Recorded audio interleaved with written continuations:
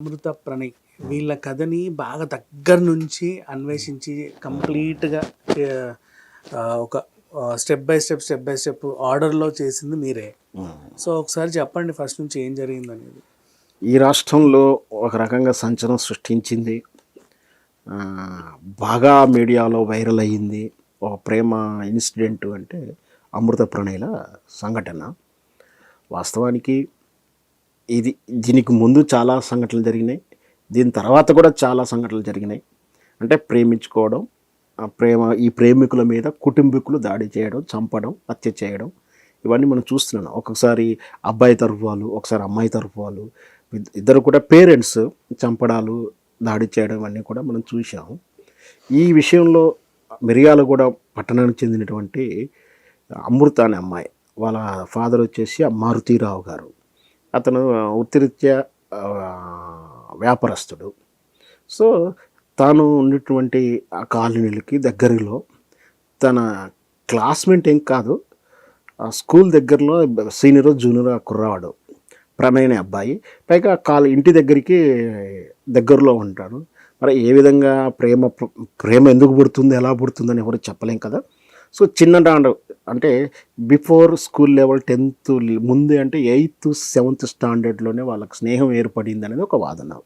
సరే అవును కాదని ఎవరు చెప్పలేదు కాబట్టి కథనం అక్కడ ఇక్కడ వినడం కథనం ప్రకారం ఆ అమ్మాయి 8th నుంచి 9th నుంచి అట్లా ప్రేమలో ఉందని, అది కాస్త ఇంటర్మీడియట్ స్థాయికి వచ్చేలోపుకు వాళ్ళ పేరెంట్స్కి తెలవడం, అప్పటి నుంచి ప్రివెంట్ చేయడం చూస్తున్నాను.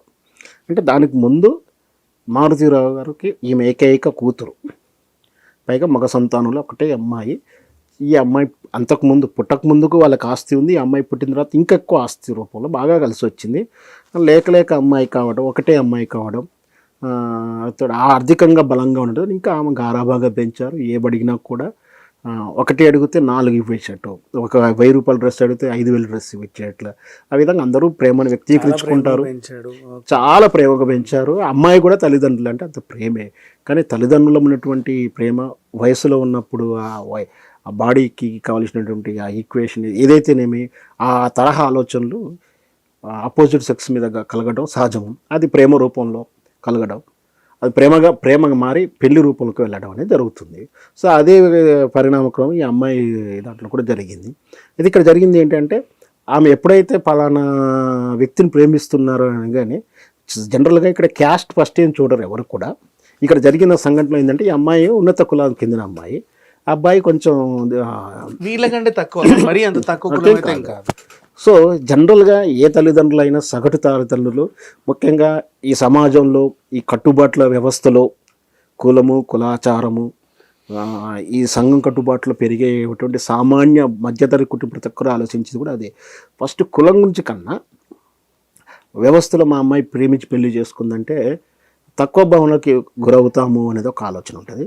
దాంతోపాటు మన అమ్మాయి ఎవరినో ఆమెకు తెలిసిన, ఆమెకు నాలెడ్జ్ ఉండి లేక హాఫ్ నాలెడ్జ్తో తొందరపడి ఎవరినో అమాయకున్నో లేదా పనికిరాని వాడిని చేసుకుంటుందేమో అని ఏ తల్లిదండ్రుల ఆరాటపడడం సహజమే. ఇక తర్వాత మూడవది మెయిన్ ఫ్యాక్టర్, అది కులము, దానిలోనే ఆస్తిపాస్తులు కూడా కలిసి ఉంటుంది. సో దీంట్లో ఏ రీత్యా మన మారుతీరావు గారు ఏమైనా అపోజ్ చేశారు అనేది మనకు క్లియర్గా చెప్పకుండా వాళ్ళు మాత్రం ఫస్ట్ చెప్తారు, ఏ తల్లిదండ్రులకు కూడా ప్రేమ వివాహం ఒప్పుకోరు, 100% ఒప్పుకోరు. ఈవెన్స్ లవ్ మ్యారేజ్ చేసుకున్న పేరెంట్స్ కూడా అలా పిల్లలు లవ్ మ్యారేజ్ చేసుకుంటారంటే ఒప్పుకునే సందర్భాలు చాలా తక్కువ. ఇది సర్వే రిపోర్ట్ చెప్తుంది. ఎందుకంటే అవగాహన లేకుండా తొందరపడి చేసుకున్నప్పుడు మేము ఎంత బాధపడ్డామో మళ్ళీ మా పిల్లలు ఆ బాధపడతారో అన్న ఒక ఆలోచన ఉంటుంది. సో ఎక్కడో కొందరు కోఆపరేట్ చేస్తారు. సో ఈ విధంగా ఎప్పుడైతే మన యువకులుగా ఉన్నప్పుడు రక్తం ఏంటంటే తిరగబడే స్వభావం ఉంటుంది. ప్లస్ ఇండివిజువాలిటీ ఉన్న వ్యక్తులు, లేదా ఒక రకంగా ఈగో ఫీలింగ్ అనలేము కానీ ఇండివిజువల్ ఫీలింగ్ ఎక్కువ ఉంటుంది. వాళ్ళు ఎవరు చెప్పినా వినరు. ఈ అమ్మాయిలో ఆ తత్వం కనిపించింది. అదే అంటే అనుకుంది సాధించాలి, ఎదిరించాలి, నేను ఏదైనా టాస్క్ తీసుకుంటే జయిస్తాను, ఇప్పుడు నువ్వు చదవలేవంటే చదువు చూపిస్తాను, ఇట్లాంటి వ్యవహారంలో చూపిస్తారు. కానీ ఇక్కడ తీసుకోవాల్సిన ఈ అమ్మాయి ప్రేమ విషయంలో టాస్క్గా తీసుకుంది. మీరు కాదన్నా అతన్నే చేసుకుంటా, మీరు ఆస్తి ఇవ్వకుండా అతన్నే చేసుకుంటా, మీరు లేకున్నా అక్కర్లేదు, నేను ఆయనే కావాలి. సో ఆ వ్యామోహం అని ప్రేమికులు ప్రేమను కాదన్న వ్యామోహం అంటారు, అది ఇష్టపడింది అంటారు. ప్రేమికులు అలాగే చేస్తారు అందరూ. సో ప్రేమించుకున్న వాళ్ళు మాత్రమే అర్థం చేసుకున్నాం అనుకుంటారు. ఇతరులంతా వ్యామోహంలో ఉన్నారు, లేదా వీడు చీట్ చేస్తున్నారు, లేదా ఈమెను బుట్టలేశారు, లేదా ఈయన బుట్టలేశారు అని అంటుంటారు. సో ఏదైతేనేమి ఇక ఎంత ఫోర్సబుల్ వాళ్ళు చెప్పినా ఒక ఫైన్ డే వీళ్ళు ఇంట్లో నుంచి వెళ్ళిపోవడాలు. ఇంకా సహజంగా జనరల్గా ఏంటంటే అందరు ఇంట్లోంచి వెళ్తున్నప్పుడు నగదు గోల్డ్ తీసుకుని వెళ్తారని అపవాదు కూడా ఉంటుంది. అమ్మాయి అలాగే వెళ్ళలేదట. ముందు కూడా చిరంజీవి గారి చిన్న కూతురు కూడా పాపం ఆవిడ ఇంట్లోకి వెళ్ళి కట్టుబట్టలతోనే వెళ్ళింది, అట్లా ఈవిడ కూడా అలాగే. సో మేబీ అవి జరిగిన కొన్నాళ్ళకే కదా జరిగింది, ఆ ఇన్స్పిరేషన్ ఏమైనా తీసుకుర్రేమో మేబీ. ఇక్కడ అంతా కూడా ఈ విజ్ఞాన్ గారు ఇది జరిగింది ఏమిటంటే సాధారణంగా భూమి పెట్టగా నుంచి అనుకోవాలని చెప్పొచ్చు, లేదంటే మనకు ఉన్న పరిజ్ఞానం ఎప్పటి నుంచో జరుగుతుంది. ప్రేమ పెళ్ళిళ్ళు, బయటికి రావడం, పెళ్లి చేసుకోవడం. ఈ అమృత అమ్మాయి ప్రణయ్ పెళ్లి చేసుకోవడం అనేది కొత్తగా లేదు, వింతగా లేదు, ఈ ప్రపంచంలో ఏది జరగంది కూడా కాదు. అది మనం చూసిన లవ్ స్టోరీలు తేజ గారి సినిమాల్లో 100 సినిమాలు ఇవే. అట్లాంటి సినిమాలు 100 వచ్చినాయి. ఇట్లాంటి సంగతి ప్రతిరోజు ప్రతి ఊర్లో మన చుట్టూ జరుగుతాయి. ఇది ఎందుకు వైరల్ అయింది, ఎందుకు క్రిటికల్ అయింది అనేది ఇక్కడ ఇప్పుడు చెప్తాను. ఇక్కడ ఏంటంటే ఇది అమ్మాయి ప్రేమించింది, పెళ్లి చేసుకుంది, అంతా బాగానే ఉంది. మధ్యలో ఏదో సంప్రదించారట, మరి వెళ్ళారని ఒక వాదన ఉంది. అంటే పెళ్లి చేసుకున్నాం, వెళ్తే రావద్దు అన్నారని, మాకు కనిపించొద్దు అన్నారని ఒక చెప్పడం. ఇక్కడ ఏమైంది, వీళ్ళు ఎప్పుడైతే ప్రేమించిన తర్వాత రక్షణ కోసం వెంటనే ఎవరు కూడా వెంటనే పెళ్లి చేసుకుని ఉన్నారు. తర్వాత ఇక్కడ హైదరాబాద్లో ఉన్నారని మీరు తెలిసిన వాళ్ళ దగ్గర, ఆ తర్వాత మళ్ళీ మిర్యాలగూడకు వెళ్ళిపోయారని. ఇక్కడ మొత్తం కూడా ఒక్కటే పోయి ఇక్కడ జరిగిన కారణం ఫ్యాక్టర్ ఏంటంటే వీళ్ళు ఒక టీజర్ చేసుకున్నారండి. ఈ రోజుల్లో మనం చూస్తున్న వెడ్డింగ్ టీజర్స్ ఉంటాయి కదా, ప్రీవెడ్ షూట్స్. ఓకే, వీళ్ళు ఏం చేశారంటే ఏదో తొందరపడి ఎక్కడ తాచుగా పెళ్లి చేసుకున్నా దాన్ని వైభవంగా పెళ్ళైన రూపంలో మళ్ళీ చేసుకున్నారు. దానికి ప్రీ షూట్ చేశారు. ఆ ప్రీ షూట్స్ కాస్త సినిమా తరహా పాటల రూపంలో చేసుకున్నారు. ఇక్కడ ఏమైందంటే స్వతహాగా అమ్మాయి అమృత అనే అమ్మాయి గ్లామరస్గా ఉంటుంది, అబ్బాయి ప్రణయం కూడా బాగుంటాడు, పేరు చాలా చూడముచ్చటగా ఉంది, చిలకా గోరింకల్లా ఉంది. మనకు ఒక ఫోటో కానీ వీడియోగ్రాఫర్కి కానీ లేదా ఒక డైరెక్టర్ కానీ ఇప్పుడు వీడియో ఈవెంటర్కి కానీ ఈ పేరు ఎప్పుడైతే ఇంత మంచి దొరుకుతుందో వాళ్ళకు బాగా ఇంట్రెస్ట్ చూపిస్తారు, బాగా క్రియేటివిటీ ఉపయోగించి ఒక సినిమా తరహా లవ్ పేర్లా దాన్ని పాటగా తీశారు. అది కాస్త వాళ్ళు ఎవరైనా సరే అది చేయగానే టీజర్ అమ్మంటాం, వెడ్డింగ్ టీజర్ వాళ్ళ సోషల్ మీడియా అప్లోడ్ చేసుకున్నారు. అది బాగా ఉండడం, సినిమా తరహాలో ఉండడం, ఒక హీరో హీరోయిన్ ప్రణయగాథలా ఉండడం.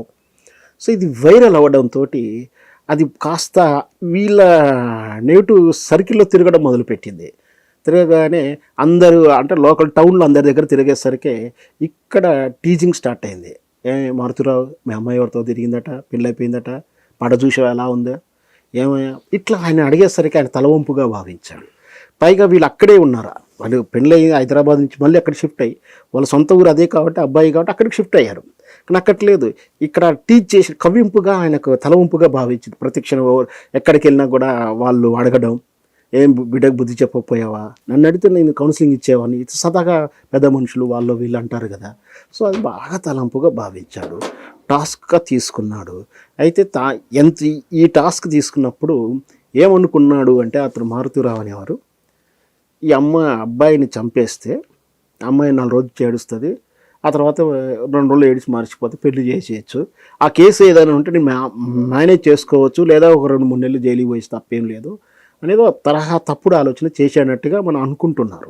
సార్ నిజమా కాదు, అసలు ఆయన హత్య చేశాడనేది నిరూపణ కాలేంత వరకు, నిరూపణ అయ్యే దశలా ఉంది, కానీ నిరూపణ అయితే కాలే. ఆయన చనిపోవడంతో ఆ కేసు తాలూకు ప్రోగ్రెస్ కూడా అంతకు లేదు. సో ఈయన ఏం చేశాడంటే అంతకుముందు తన పరిచయస్తు ద్వారా ఎవరి ద్వారానో ఒక క్రిమినల్ని అప్రోచ్ అయ్యాడు. ఆ క్రిమినల్ కూడా ఏంటంటే అంతకుముందు ఉగ్రవాద సంస్థల్లో ఏదో కేసులో లింక్ ఉన్నవాడు అయ్యాడు. వాడు కొంచెం కఠినంగా వాడయ్యేసరికి ఏం చేశాడు, సరే మొత్తం మీద ఎలా అప్రోచ్ చేయారు, సుపారీ ఇచ్చారా అయ్యలేదా అనేది ఇంకా కోర్టు సెక్షన్స్ ఇచ్చే ఉంటాడు. నిరూపణ అయినప్పుడు మనం ఆరోపించాలి. సరే ఆ వర్షన్ ప్రకారం అయితే జరిగింది. అమ్మాయి ఈలోపు ప్రెగ్నెన్సీ రావడం, ఆ టెస్ట్లోకి వెళ్ళడం, ఎప్పుడైతే అమ్మాయి ప్రెగ్నెన్సీకి వచ్చిందో తల్లి మాత్రం చాటుగా మాట్లాడుతూ వ్యవహరిస్తున్నట్టుగా ఆ ఇన్సిడెంట్ తర్వాత బయటకు వచ్చింది. సో ఆ తల్లి ద్వారానే ఈ ప్రెగ్నెన్సీ అనే విషయం తెలవడంతో ఇంకా అయినా ఈ పాపగా ఇంకొక పిల్లగాడు ఎవరైనా పుట్టుంటే ఎట్లా, ఇవన్నీ కూడా ఆలోచించాడేమో. ఒక రోజుకి ఏదో స్కెచ్ చేశారు, మొత్తం మీద అయితే హాస్పిటల్కి వెళ్తుంటే అతన్ని కుర్రాడిని చంపేశారు.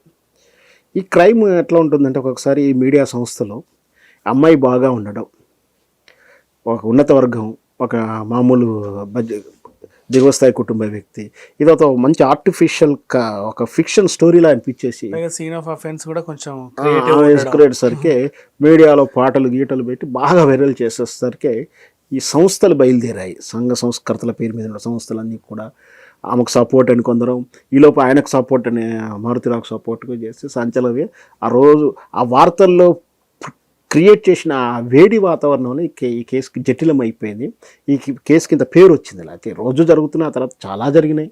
వాటికి లేనిది ఏంటంటే ఇక్కడ ఇది మార్కెటింగ్ వస్తువులు అయింది. సినిమా తీసే నిజంగా చెప్పాలంటే ఒక మార్కెటింగ్ వస్తువు అయింది. ఎట్లా గ్లామరస్గా ఉండడం, బాగుండడం, ఎమోషనల్, అంటే ఒక ఉన్నత స్థాయి వాళ్ళు ప్రేమిస్తే తప్ప మమ్మల్ని చంపేస్తారా అని వీళ్ళు ఈ రకంగా దాన్ని ఎమోషనలైజ్ చేసుకొని బాగా సంచలనం చేయడం. ఆ మీడియా 4 వారం 10 రోజులు బాగా సంచలనం అవడం, రాష్ట్ర వ్యాప్తంగా కొన్ని దిక్కుల ఆందోళన జరగడం, ఆ తర్వాత వీళ్ళు ప్రణయ్కి విగ్రహం పెడతాంటే అక్కడ లోకల్ వాళ్ళు అపోజ్ చేయడం, రకరకాలు జరిగింది. మొత్తం మీద కేసు అయితే అయింది, జైలుకి వెళ్ళాడు.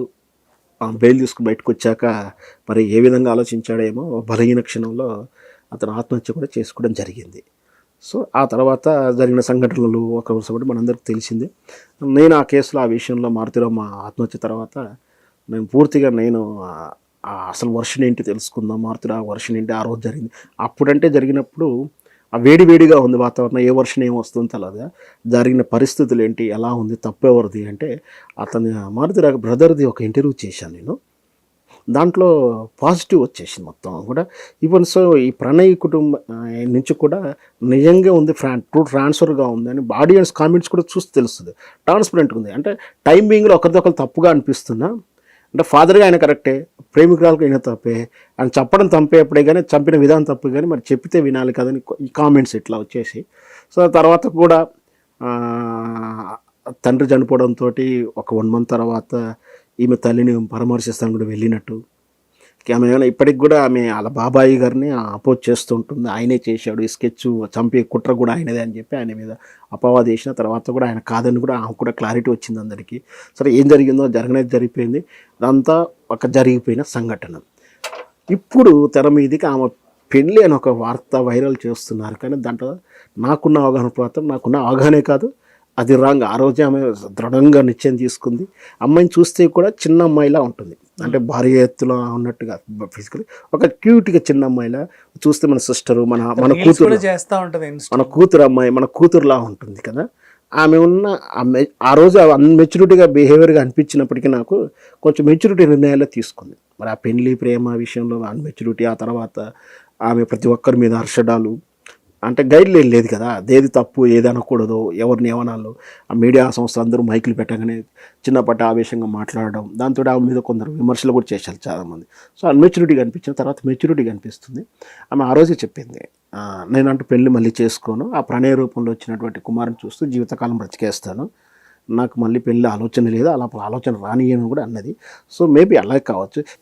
అప్పుడు ముఖ్యంగా ఈ అమృతకు మోరల్ సపోర్ట్ ఇచ్చడం కానీ, ఆ తర్వాత గైడ్ లైన్ ప్రకారం ఒక జీవనోపాధి ఏర్పడడం, ఆ జరిగిన సంఘటన తాలూకు మానసిక స్థితి నుంచి బయటికి రావడానికి మన ప్రగతిశీల సంస్థ ఉంటుంది కదా, సంజక్క గారు, ఆమె బాగా సపోర్ట్ ఇచ్చినట్టు మనకు కొంచెం అవగాహన. సో ఏదైతేనేమి ఇప్పుడు వస్తున్నటువంటి పెళ్లి తాలూకు వార్త పూర్తిగా అబద్ధము, పూర్తిగా ఫేకు, పూర్తిగా అవగాహన రాహిత్యంగా క్రియేట్ చేయబడినట్టు వార్త. ఏంటంటే ఆమె సోషల్ మీడియాలో ఈ ప్లాట్ఫామ్ను వాడుకొని ఆమె బోటికి డిజైనర్గా కొన్ని వస్తువులు అమ్ముకోవడం, ఆన్లైన్ షాపింగ్ చేసుకోవడం, అవి ఏమో చేసుకుంటుంది. దాంతోపాటు ఇప్పుడు ఉన్నటువంటి ప్లాట్ఫామ్ అయినటువంటి ఈ షార్ట్స్, రీల్స్, ఇవి టిక్టాక్లు ఉన్నాయి కదా, దాంట్లో చేసుకుంటే సహజంగా కొంత సెలబ్రిటీస్కి ఏంటంటే వాళ్ళ యాక్టివిటీస్ని కూడా వీడియో షో రూపంలో చేసుకున్న దాన్ని వ్యూస్ తెచ్చుకునే ప్రయత్నం చేస్తుంటారు. అంటే వాళ్ళు ఏదైనా షాపింగ్ చేసినా, ఏదైనా కుకింగ్ చేసినా, లేదా ఏదో వాళ్ళ ఇంటి చివరి గృహప్రవేశం ఉన్నా, ఏదన్నా వాళ్ళు ఒక టూర్ వెళ్ళినా కూడా మేము ఇలా ఈరోజు టూర్ వెళ్ళాము, ఇక్కడ జరిగిందని ప్రతిదీ వీడియో రూపంలో చేసుకోవడం ఈ మధ్య చూస్తున్నా. ఆ తరహాలోనే ఆమె ఒక స్నేహితురాలకు పెళ్ళికి వెళ్ళే విధానం, ఆమె తయారవుతున్న విధానాన్ని, ఎగ్జైటింగ్ అంటే పెళ్ళికి వెళ్తున్నాను, మా ఫ్రెండ్ పెళ్ళికి వెళ్తున్నాను, అంతా ఒక షార్ట్ వీడియో తీసాను.